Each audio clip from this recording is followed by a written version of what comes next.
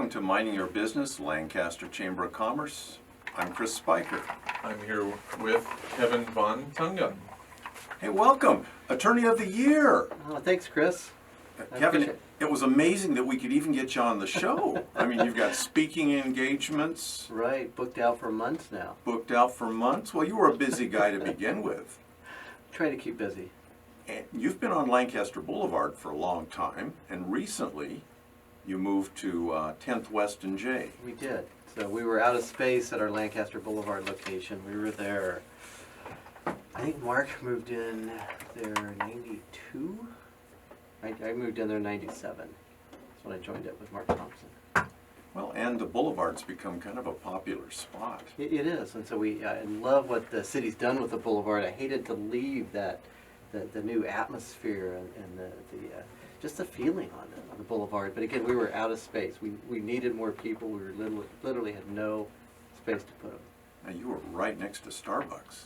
That was tough. You know, it used to be a bank, so we had one of those teller tubes. Pneumatic tube? Pneumatic tubes. Coffee Bring came Starbucks over? yeah. Oh, man. So the new tenants there, they just stub it off, and then whoever comes in next is going to open it up? Yeah, I pretty sure it's going to be part of that hotel. I think it's going to get, the building's going to get taken down and used for the hotel. So I think they're going to have those pneumatic tubes coming over. And you mentioned Mark Thompson. Now, he's been around a long time. He has. Is he still working? He is. He's in the office today. That's how I got involved with you guys, is Okay. Mark Thompson. He started in 1977, so. And my mom and dad used him before I came along. I try not to remind people I was still in middle school in 1977. So. Well, and the Antelope Valley, has the Antelope Valley always been your home? It hasn't. So I was born and raised in New Mexico. I came out here in 1990.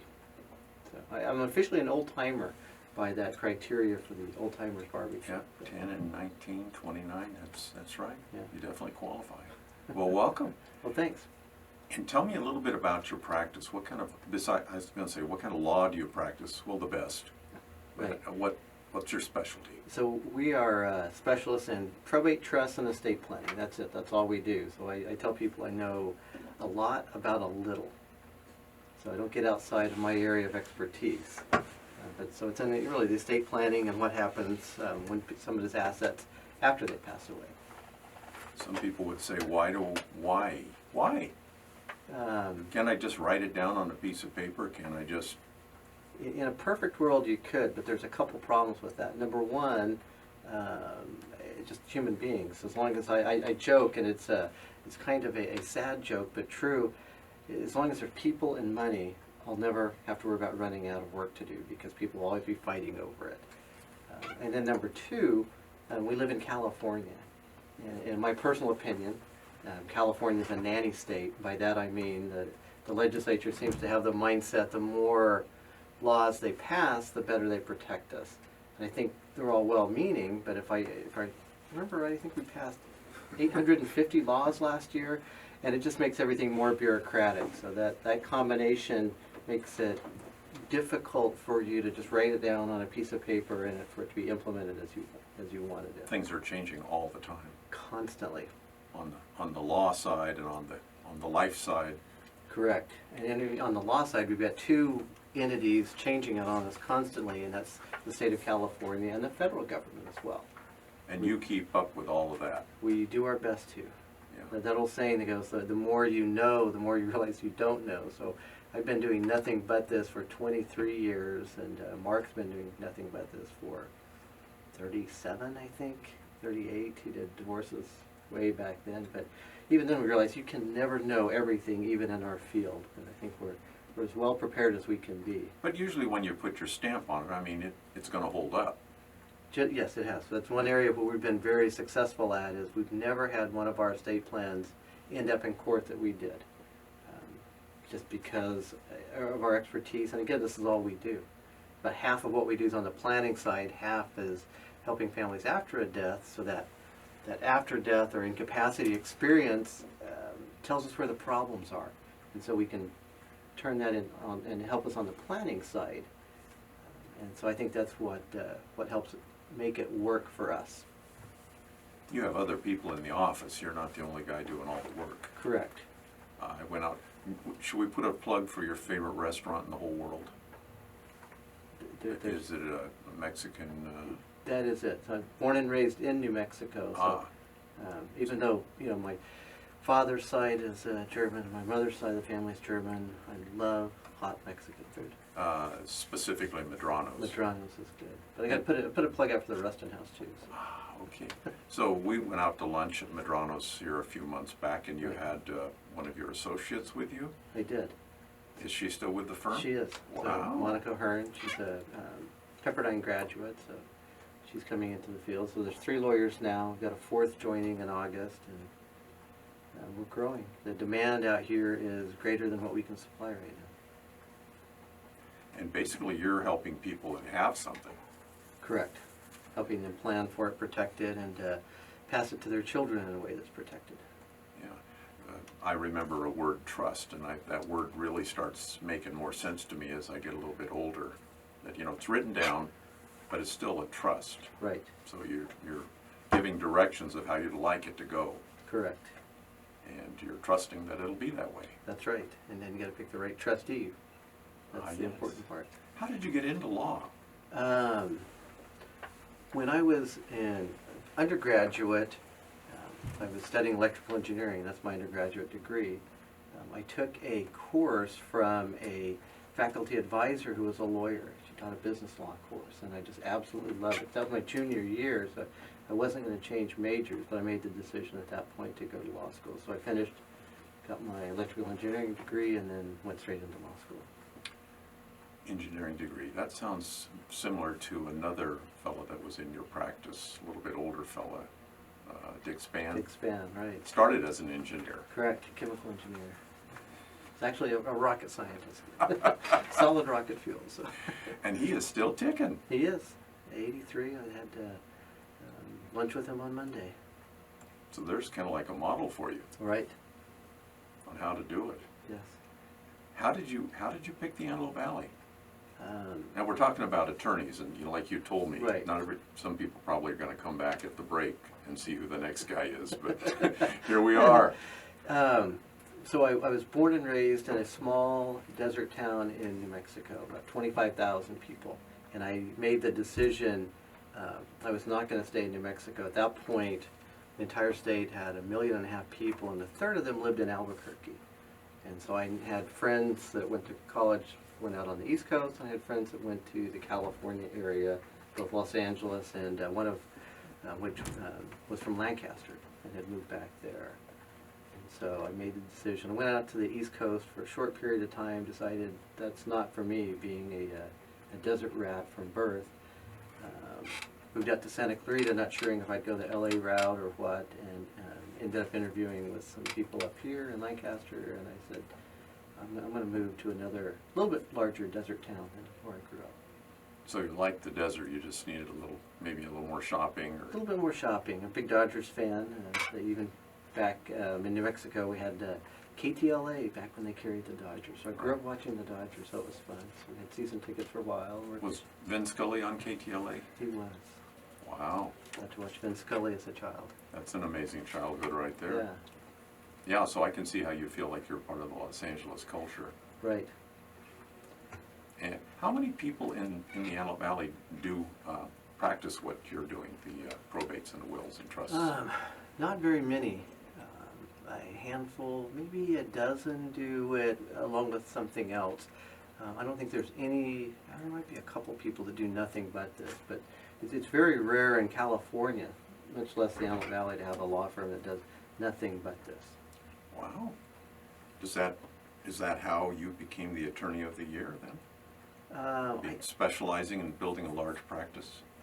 I think, I don't know their criteria, it wasn't part of the decision, which is probably a good thing. But I think it's that and the civic involvement as well. Well, in the next portion, we're going to talk a little bit about the civic. I don't know when you find the time. In fact, Right. I'm really happy that you could get away from your office to come chat with us a little bit. Well, I appreciate it. The timing worked out perfect. Good. Well, I prevailed on our friendship too. I knew this would be a great chance to have a little conversation. What else do we need to know about law and things that are legal? Gosh, I'd say the biggest thing we see right now has to do with individual retirement accounts and how they pass to children. Up until this point, since the IRA or individual retirement account came about, when we pass away, our kids have been able to take that retirement plan and stretch it out over their lifetimes, which is a great way for them to save and prepare for their own retirement. And there's a bill that's just passed the House, and there's a similar bill going through the Senate, which makes it very likely this is going to pass. They're going to take away that ability to stretch out retirement payments for our children.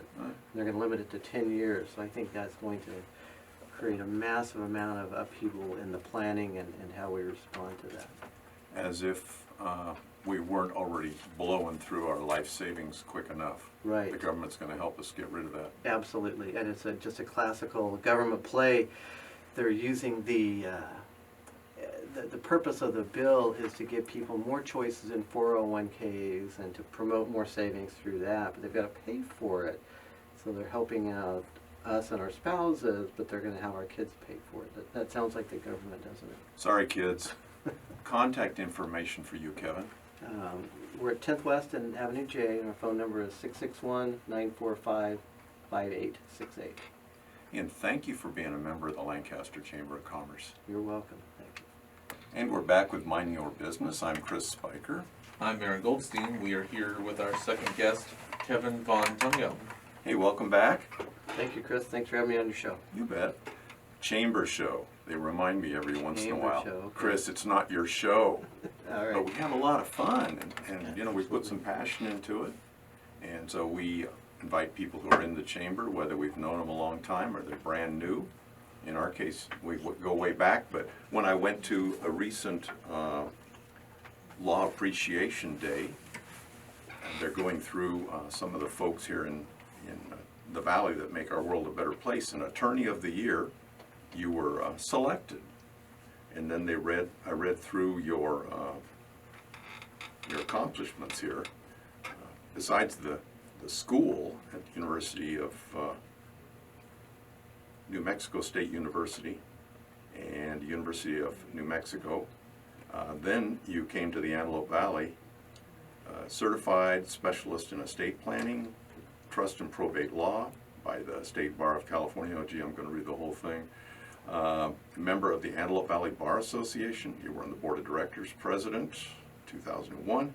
Los Angeles County Bar Association, the State Bar of California, and then there's some other things that didn't get listed in here. What about Lancaster West Rotary? And it says you're a group leader for the Kingdom Advisors, but then there were other things that they read. So there's CareNet. Right, so I'm on the board with CareNet, Right. Grace Resource Center, Antelope Valley Partners for Health, Sheriff's Boosters. And- I'm forgetting and you one. give blood. I You're a give blood donor. I am. I've given 76, 77 times, something like that. Wow, my hat's off to you. Appreciate it. And all of these organizations, it's not just that you joined to put it on your resume, but you're actually going to the meetings. I am. You're probably the legal guy on every board. And a number of them. That is a good way to get invited to be on boards, is get a law degree, then people will invite you to help out. But that's volunteer. It is. That's just something you do. It is. So it's time you take away from your wife and your kids and everything else you do. It is, but I think it's important to give back, and I think it's an important message to give to our kids. And I take this up from my father. He was very involved. He was a very successful business owner, but he always took time to volunteer and give back to the community. So he'd be running things and holding the Right. clipboard and announcing things and President of our little league for 20 plus years, Oh, my long goodness. after I was out of it. You know, he just kept going. boy, in some communities, Little League is such an organization. Right. Especially in the small town we grew up in, there wasn't a whole lot to do, so baseball was a big thing. And you had lights for the field? Yes, we did. Yeah, that was probably somebody who had some connections with the Air Force or Right. you had military surplus. So what was your very first organization you got involved in when you came to the Antelope Valley? The Lancaster Education Foundation. So it was a great group of people. That was my first time getting involved with Lou Stoltz and Tim Hayes. They were big on that. And two wonderful men, two giants in the community and giving back. And so it was a great opportunity as a young kid right out of law school to know those two people and work with them. Boom. What a great introduction. Right. And Rotary, how'd you get involved with Rotary? Jim Lewandowski, Tip Top Tree Service, or Tip Top Arborist, I guess is the company name. He was involved, and I ran into him, and he talked me into joining and sponsored me, and I've been involved since 1993 with Rotary. And your kids, did your kids get you involved in anything? I've helped out. I've helped coach some of the things they've been involved with. I'm very involved in their schools. I'm on the board at Desert Christian Schools. They've all gone to Desert Christian. Loris said, ask him about the hospital. You're on the hospital board? I was. So the hospital was looking at making a change to expand the board and change the hospital district over to a nonprofit entity running it. And during that process, they felt that the legal hurdles in transferring everything, including the pensions and all the employees, was just too big of a hurdle. And so after 9-10 months on that board, they voted to disband that transfer. They just felt it was going to be too difficult. That would be even more expensive than running a hospital, that whole transition. There was some expense and just a lot of legal hurdles they're not sure that they could have overcome. I think the pension was a big one. They've got quite a large pension fund for all their employees, and transferring that ownership was a big challenge. And that wasn't anything even on the radar in 1956 when they organized. Correct. Right.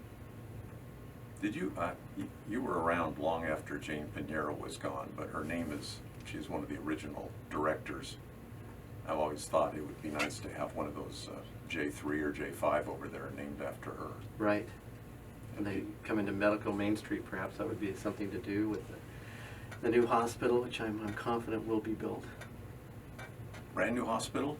Yes. Next to the old hospital? Yes, that's the plan. It'll be on the 2020 ballot. Wow. And I think we need it.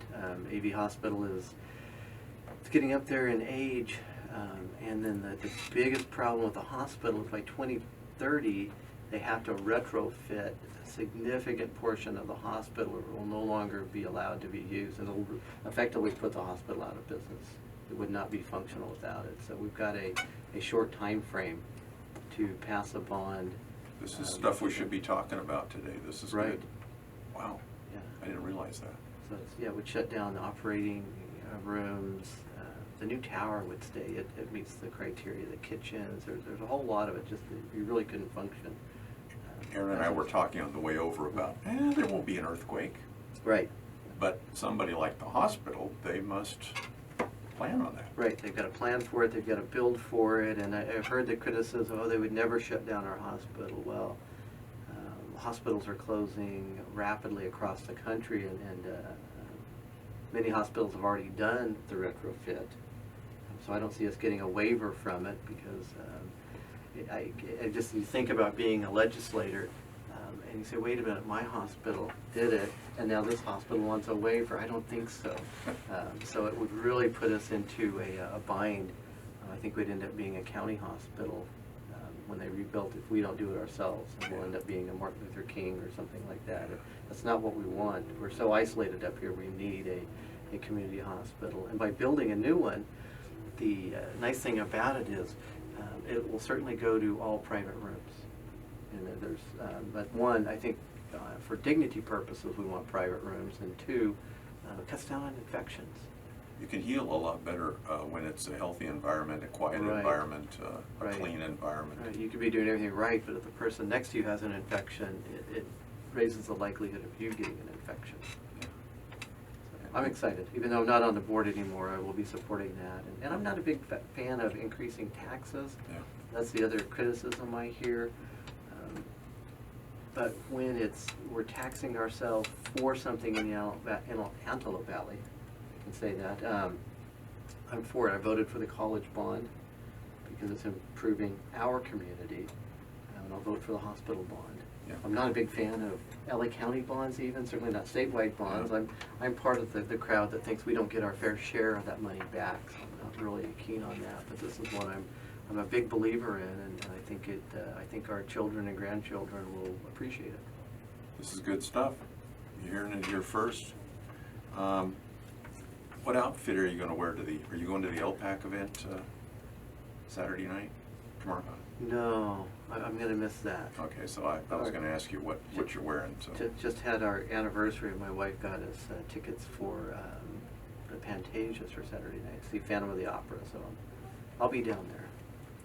going to the opera. Yeah. Isn't that amazing? You can get dressed up and you can get on the freeway, and an hour from now you're. Yeah, that's part of the allure to come to this desert town, from a small desert town in the middle of nowhere. You have that opportunity where I grew up, there was no such opportunity. It was a 3-hour drive to Albuquerque if you wanted to do anything close to that. The big city. The big city. What else do you like about the Antelope Valley? I like the sense that it's a community. I mean, depending on how you look at the boundaries, we've got, give or take, 500,000 people here. Yet it still has that small town feel. You can still talk to the people who make decisions. You can still have an impact. Yep. I don't see that really in Santa Clarita. Certainly in LA you can't. When I talk to friends in LA, I said, when's the last time you met your city councilman? And they laugh, right? They've never seen them in person, much less met them. And here we get to know our leaders and have an impact, and we can really influence it. They're out and about. They are, and it builds that sense of community. And we have our own baseball team. And we do, a fabulous one. And you're Yeah. a big supporter of the I am. Jayhawks. I love it. So we go there. We put on 3 or 4 events a year there. It's kind of a world-class sort of stadium. It really is. If you've ever been to any other minor league parks, you really appreciate what we have here in the Antelope Valley. It's wonderful. Lourdes and I were in Tampa Bay a couple of years ago, and I said, hey, this is like going to a Jayhawks game. You know, they've got all this stuff, and people are running around, and they've got the Rays out there in the tank, and cheerleaders, and this is just like Jayhawk Stadium. Well, that's neat. So I think the majors are learning from the minors. Right. How to make it, family friendly and involved, and make it an enjoyable event. Once again, Jim Gilley, he got that stadium built 21, 22 years ago. Gosh, it's hard to, I remember when it was built. It does not seem as possible as that long ago. So what do you have planned this summer? You got 30 seconds. We're expanding our business. That's taking a lot of our time, so I'm really having a good time there. I'm really fired up. So I'll be not traveling as much as I usually do in the summer, but be working more at home. Well, we've been talking with Kevin von Tungeln, right down the street at Avenue J and 10th West. Best of luck to you, and thank you again for being a chamber member. All right. Thank you, Chris.